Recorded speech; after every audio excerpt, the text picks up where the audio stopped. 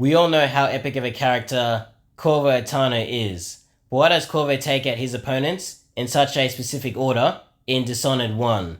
Why not take out the Lord Regent right off the bat? I guess you could say that the Loyalists gave him those targets, so he was just doing what he had to do. But there is a reason why he takes out these targets in this order.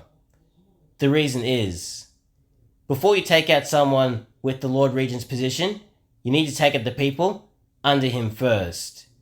If Corvo took out the Lord Regent right after breaking out of prison, the game would be a lot shorter, but also the people that got the Regent in his position in the first place would then conspire to take out Corvo. Also, it would be a lot harder to take out these targets because they would be on alert since the all-powerful Lord Regent got taken out. So the question is, how do you go about staging this coup?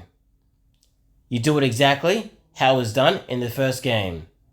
You take out your targets from least important to most important because that would arouse the least suspicion among the other targets.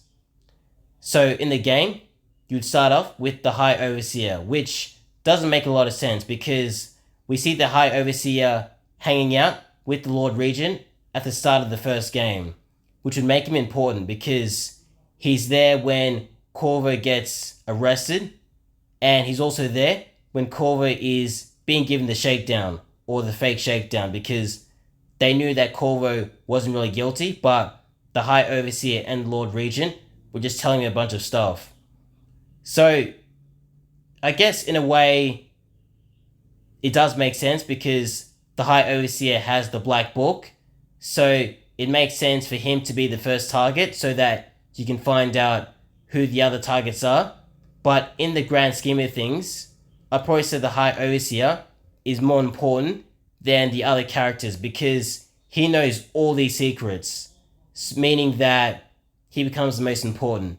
But for the sake of the game, he's the number one target. Next, you have the Pendleton twins, who are fairly important as well. They back the Lord Regent. It's all falling apart now politically, so they're very important. So they'll be about somewhere in between. Then you've got the Royal Physician, who makes all these devices and gadgets like the Wall of Light, the Arc Pylons, and the Plague Elixir. So he's very important to the Lord Regent.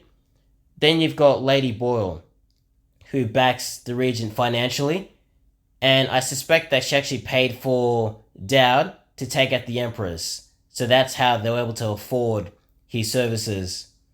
So yeah, I'm pretty happy with her being last one to be taken out.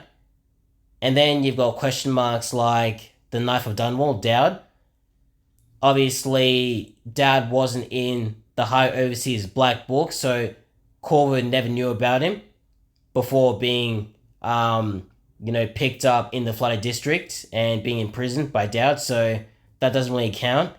And then you've also got the Loyalists, who you don't know are going to betray you before they actually do, so that one doesn't count as well. And that's about it.